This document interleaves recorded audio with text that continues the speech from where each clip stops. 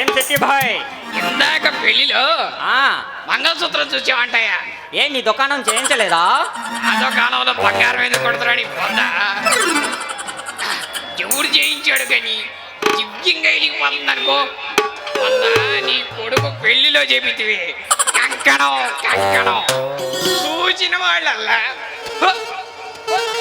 అని ముగిన వాళ్ళే కానీ ముగిన వాళ్ళు లేరు. శెట్టి, ఆ, అరే శెట్టి భాయ్ ఆ, చెప్పు. కాస్త తక్కువ మాట్లాడు, బాగా ఎక్కువ మాట్లాడుతున్నావు భాయ్. మాకు ఈ కోపం వచ్చిందంటే నిన్ను ఏమి చేస్తానో నాకు తెలియదు. అరే శెట్టి భాయ్, నీకు సిగ్గు లేదు భాయ్ మమ్మల్ని అంటానికి? ఏంది ఈయన గారికి నీకు సిగ్గుందా? అరే శెట్టి భాయ్, సిగ్గు లేదు అంటావు భాయ్. భూమి కుట్టుకోలు సరిపోదని ఈయన గారి సంగతి ఎవరికి తెలియదు. అత్తగారి సొమ్ము దగ్గర పెట్టుకొని పెత్తనం చేస్తున్నాడు కానీ సిగ్గుండా. అరే శెట్టి భాయ్, మాకు సిగ్గు లేదు అంటావు? అరే శెట్టి, ఊరంతా అప్లు చేసి సొమ్ములు దాచి పెట్టి మళ్ళా గద్ద ఎక్కినావుగా భాయ్. అరే శెట్టి భాయ్, కాస్త సిగ్గుండాలి భాయ్. సిగ్గు లేని బతుకు నీది భాయ్, మాది కాదు భాయ్. నీకే సిగ్గులేదా? అరే నీకు సిగ్గులేదు? అరే సిగ్గులేదు? ఏమిటయ్యా అస్తమానం మీ పాడు గోడ? ఎక్కడికి వెళ్ళినా మీతో ఇదే గోడ అయిపోయింది. సౌత్ గోడలే అక్కడ భోజనాలు జరుగుతున్నాయి. వెళ్దాం పదండి. రండి బాబు రండి. అయ్యా మున్సిపు గారు, ఒక్క క్షణం నిలబడండి సాబ్. మున్సిపు గారు, శెట్టి భాయ్ పదా, ఆడికి టైం అయిందంట. పెద్ద పెద్ద కాయలు అరిసెలు సున్నడం లేపించారు. అరే శెట్టి భాయ్, కాస్త తక్కువ చేయడు, లేకపోతే నీ పొట్ట పగిలి చేస్తావు. ఈ కళ్ళని ఎప్పుడో నా పొట్ట మీద. అరే వినాయకుడి వాళ్ళే పొట్టలో కుక్కినట్టు కుక్కకు భాయ్, కాస్త తక్కువ తిను, లేకపోతే ఇంకేమీ లేదు భాయ్, ఇంకేమీ లేదు. ఎంతమంది వచ్చావో కంపు పడుతుంది. అరే శెట్టి భాయ్, నీది సంగతి మాకు తెలియదు. రోజు సాయంత్రం మా బుడే హోటల్కి పోయి మందుతో పాటు మటన్ ముక్కలు, చికెన్ ముక్కలు లాగిస్తున్నావుగా భాయ్. అరే భాయ్ ఆగ్రా భాయ్, బొడ్డులో బీరు చేసా ఉంది, చూస్తాను ఉండు భాయ్. ఎవరు చెప్పేది?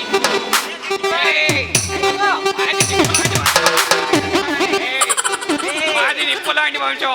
తాగుపోతున్నాం తిరుగుపోతున్నాం కాదు. అరే నీది బొడ్డులో బీరు సీసా నేను చూశాను భాయ్. ఎవర్రా చెప్పింది నీకు? అరే ఆగు భాయ్, ఇట్రా భాయ్, చూస్తా. అరే రారు భాయ్. అప్పో అప్పో, అరే రారు భాయ్. సరిపోతుంది. అరే వచ్చి కూడా పీకుతాం నన్ను భాయ్, రారు భాయ్. అరే ఏ శెట్టి భాయ్, రా రా. ఇది బొడ్డులో బీరు సీసా దేశకి పోయి. నీ దగ్గర కంపు కొడుతుంది రానా? అరే నువ్వు రాకపోయావంటే నీది పెండ్లం రెండో భార్య దగ్గరికి పోయి తీసుకపోయి నీది పిర్రల్ రామ కీర్తన పాడిస్తా.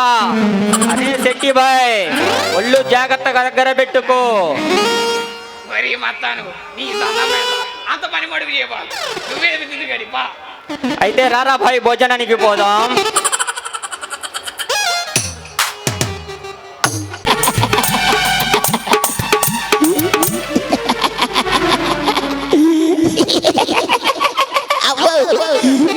పండగే పండగే పండగ. నైడోరింటి కాడ నల్ల తుమ్మ చెట్టు కాడ, నైడోరింటి కాడ నల్ల తుమ్మ చెట్టు కాడ, ఆడే మన్నాడే పెరలో ఉల్లిగడ్డ మన్నాడే పెరలో, నాడే మన్నాడే పెరలో ఉల్లిగడ్డ మన్నాడే పెరలో. అబ్బా మా అమ్మగారు పిండి వంటలు పెట్టింది, ఇక నాకు పండగే ఎరగదీస్తా. నాయుడోరింటి కాడ నల్లతుమ్మ చెట్టు కాడ, నాయుడోరింటి కాడ నల్లతుమ్మ చెట్టు కాడ, నాయమన్నాడే పిల్లో గుండె గల్లు మన్నాడే పిల్లో, నాడే మన్నాడే పిల్లో గుండె గల్లు మన్నాడే పిల్లో, గుండె గల్లు మన్నాడే, గుండె గల్లు మన్నాడే, గుండె గల్లు మన్నాడే.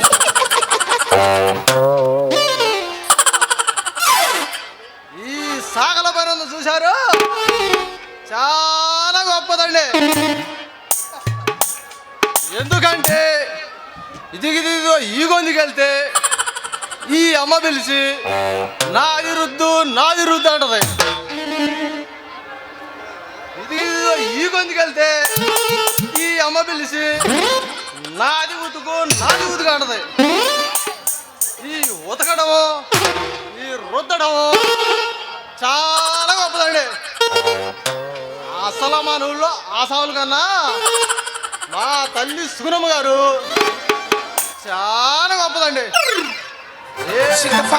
పెట్టావు కానీ ఈ జన్మలో ఆమె రుణం మర్చిపోలేడు.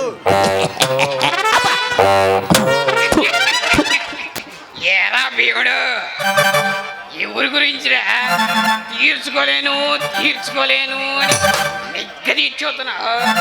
ఇంకెవరి గురించి అన్న అయితే ఎంత గట్టిగా చెప్పాల్సిన పనే ఉందండి. మా తల్లి సుగుణమ్మ గారి గురించి. ఏమిటో అంత గొప్ప విశేషం?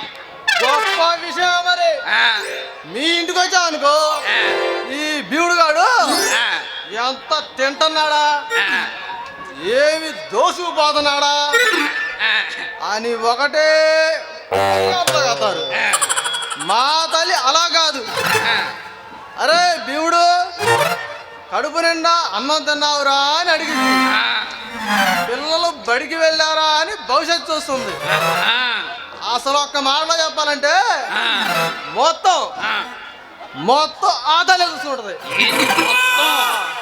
మొత్తం ఆ తల్లి చూసుకుంటుంది. ఓరే నీ తిక్కలోడా, అయితే పిల్లల్ని చదివిస్తున్నావన్నమాట. అన్నమాట అండి, ఉన్నమాటగా. మరి నీ చదువు సంతకల్లా చదివిస్తే ఏమొచ్చిందిరే? కూలికి పంపించావు అనుకో, జీతం వచ్చింది, చిల్లర డబ్బులు వస్తాయి, కుటుంబం నడిచింది. చదువుకుంటే ఏమొచ్చిందిరా? డబ్బు దండగరా పిచ్చోడా. వీడికి మండిపోయింది.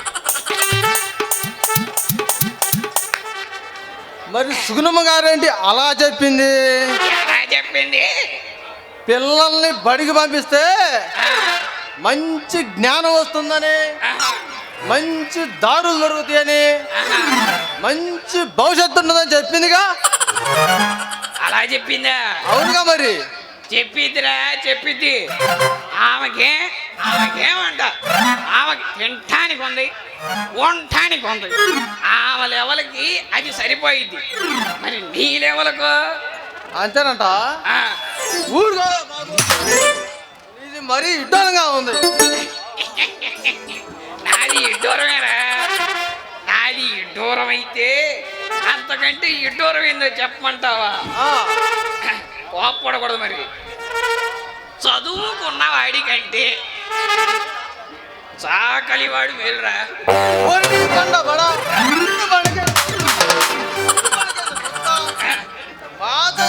నీకెందురా బాబు? ఒరి నిన్ను గోతులో పెట్టా, నీకు పిండా కూడా పెట్టా. ఏదో మాట వరుసగా అన్నాని ఏం చూసుకొని ఆ రకం మిడిచి పడుతున్నావు? మా తల్లి సుగుణమ్మ గారు బిర్ర చూసుకొని ఏవి పీక్కుంటావు? పీకో.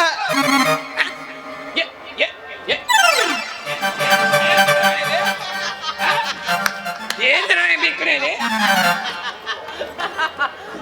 ఎవరుకున్నా చెట్టి, ఎవరుకున్నా నా మూతి మీద మేసమే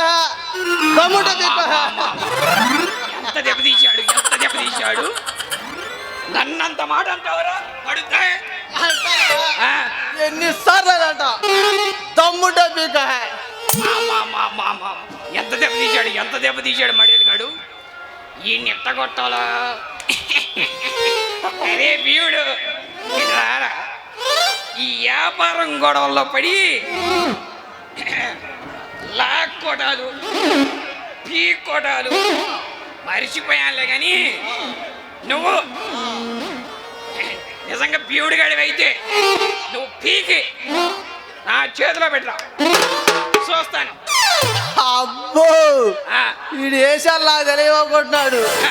వీడికి ఆ ముందు తొర్రకలాగా నేను బీగిస్తే వాడు మాస్కేసుకుందామని.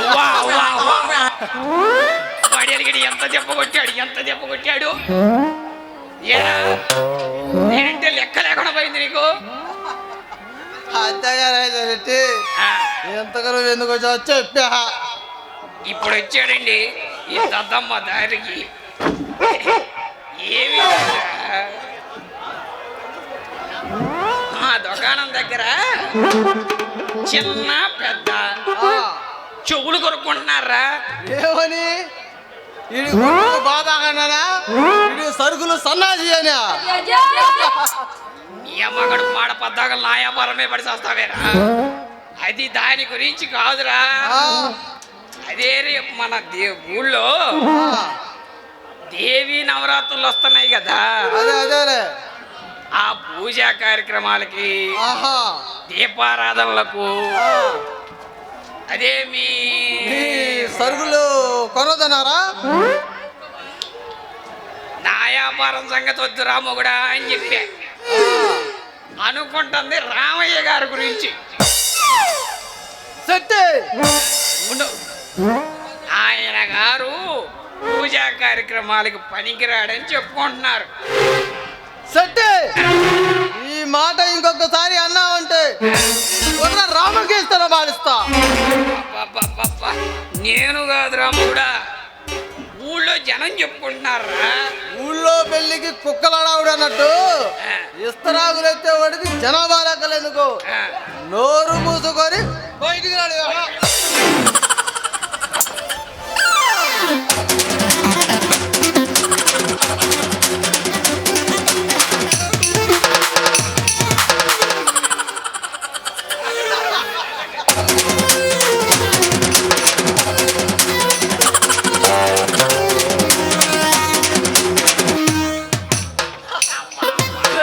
ఎంత మాట్లాడు ఈయనకి సాయంత్రం ఇంటూ అరహరే నడువులు ఎర్రగొట్టావు కదా సచ్చినోడా. నాతో పెట్టుకుంటే ఎట్టే ఉండదు చెట్టి. అబ్బా అబ్బా అబ్బా. నీ దొప్పదేగా ఏం తింటున్నావు రా అంత గుర్తుకొచ్చావు. అబ్బా అబ్బా. ఏమిటి చెట్టి గారు ఎప్పుడు రాక? అయ్యా ఇప్పుడే వచ్చానండి అయ్యా. కాకపోతే ఈ బియుడు గాడు సంతలో గొర్రెలాగా అరుస్తుంటే ఇక్కడ నిలబడి ఉన్నానండి అయ్యా. అబ్బా అబ్బా. భీముడు అయ్యగారు అమ్మగారు పిండి వంటలు దాచి ఉంచింది వెళ్ళు. బంగారు తల్లి ఏదండి నాకేం ఒయ్ దొప్పదేగా. ఏమిటి చెట్టి గారు ఏమిటి విశేషాలు? ఏముందండి అయ్యా, మొన్న తమరి దగ్గర నా వ్యాపార నిమిత్తంగా తీసుకున్న అప్పు ఆ, ఇచ్చిపోదామని వచ్చా. దానికి ఇప్పుడు అంత తొందర ఏమొచ్చింది? తర్వాత ఇవ్వచ్చు కదా. తొందర ఏమంటారే రామయ్య గారు, అవసరానికి తీసుకున్న అప్పు కాట్లో పిండాకుడు వంటిది. ఏ సమయానికి చెల్లించవలసిన పని ఆ సమయానికి చేయకపోతే ఆహా. ఏలినాడు శని ఎంటబడిద్దని ఆ. శాస్త్రవచనమండి. అబ్బో, శాస్త్రాలు జీవితాలతో ముడిపడి ఉంటాయా చెట్టి గారు? ముడిపడి ఉంటాయా అంటారేమండి, ముమ్మాటికి ముడిపడి ఉంటాయి. అందుకు ఉదాహరణ చెబుతా వినండి. చెప్పండి. అలుపుడెప్పుడు పలుకు ఆడంబరము గాను, ఓహో. సజ్జనుండు పలుకు చల్లగాను, ఆ, కంచు మొగినట్టు కనకంబు మోగున విశ్వదాభిరామ వినరవేమాయని ఆ. తమరికి మన ఊరి వారికి ఉన్నంత వ్యత్యాసం ఉందండి. ఆహా. పగడతలాపి అసలు విషయం చెప్పండి. పొగడతలు కాదు రామయ్య గారు, పచ్చి నిజం. ఏమీ అనుకోలే ఆచార్య గారు, నిజం చెప్పండి. ఏమీ లేదండి అయ్యా. అదే రేపు మన ఊర్లో ఆ, దేవి శరన్నవరాత్రులు మొదలవుతున్నాయి కదా. అవుతున్నాయి. ఆ పూజా కార్యక్రమాలకి, ఆ, దీపారాధనలకు ఆ. అదే తమరిని తమరి సతీమణిని పాల్గొనకూడదని చెప్పుకుంటారు. కారణం ఏమిటో తెలుసుకున్నావా? కారణం అదే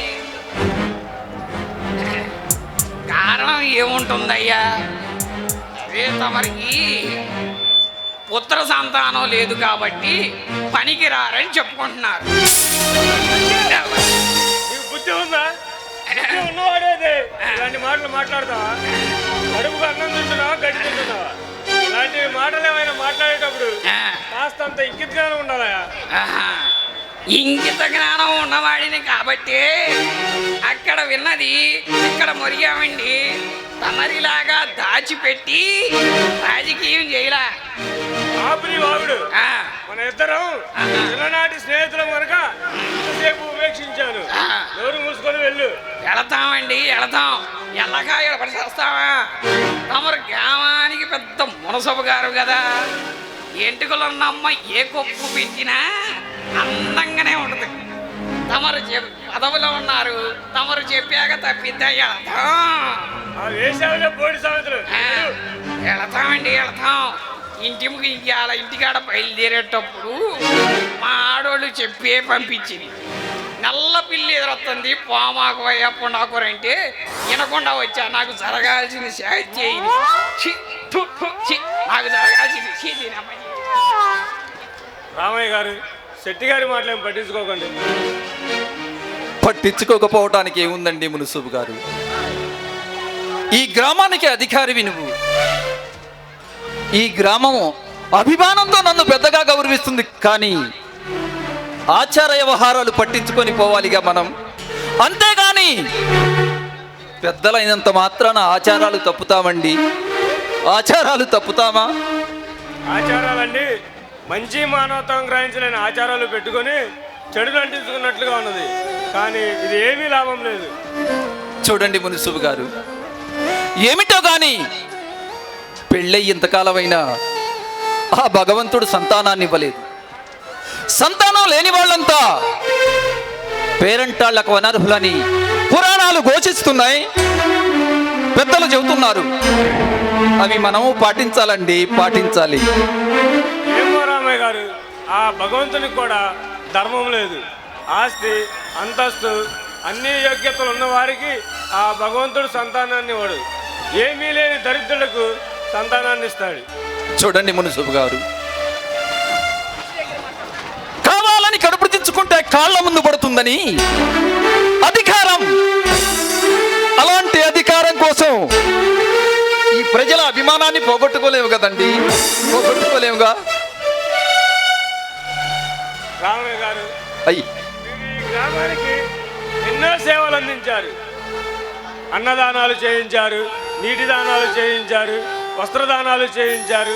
ఇంకా ఎన్నో కుటుంబాలకి ఎనలేని సేవలు అందించారు. అంత మాత్రాన పండుగలు పూజలు మానివేస్తే అమ్మవారు సహిస్తారా, శాంతిస్తారా?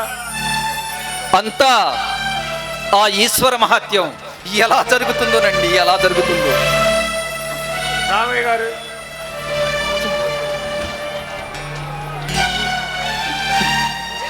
చూడండి.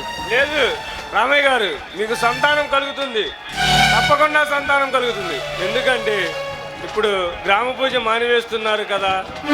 మీకులాగా ఈ గ్రామంలో గ్రామ పూజ జరిపించేవారు ఇంకెవరూ లేరు. ఆ కొరత అమ్మవారికి తెలుస్తుంది. తెలిసి మీకు తప్పకుండా సంతానాన్ని ఇస్తుంది. ఇంతకంటే ఏం చేస్తుందండి, ఏం చేస్తుంది? పుత్ర సంతానం లేని దానికంటే పెద్ద శిక్ష విధిస్తుందా? విధించని.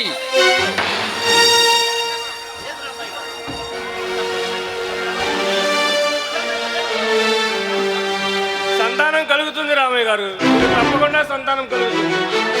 అదే జరిగితే అంతకంటే మహాభాగ్యమే ఉందండి మునుసూబు గారు.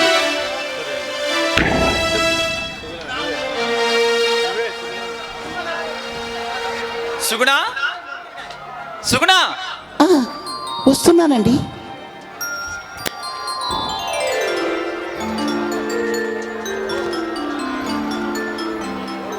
సుగుణ,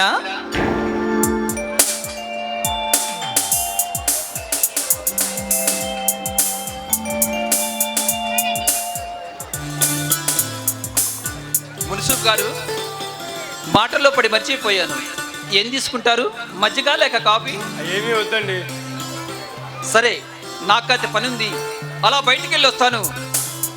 మీరిద్దరూ మాట్లాడుతూ ఉండండి.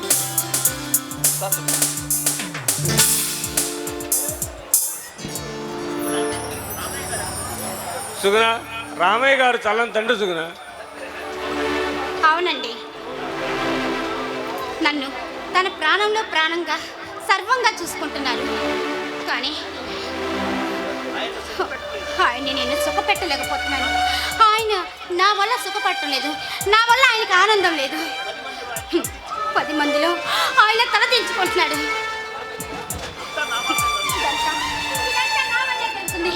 ఇన్ని కష్టాలు నా వల్లే వచ్చాయి. నా వల్లే ఇన్ని కష్టాలు వచ్చాయని తెలుసుంటే నేనేనాడో మరణించి ఉండేదాన్ని. సుగుణ, ఏమిటా పిచ్చి మాటలు? నీవు లేనిది ఆయన బతుకగలదా? మనిషి సత్య సాధించడం అనేది అవివేకం, మరణించాలనుకోవడం మూర్ఖత్వం. మరణం కన్నా మార్గం లేదు. ఆపు నీ పాడు ఆలోచన. నేను చూస్తుంటే ఆయన ఇప్పుడు పడుతున్న బాధ కన్నా ఇంకా ఎక్కువ నరకం చూపించేటట్లు ఉన్నావు.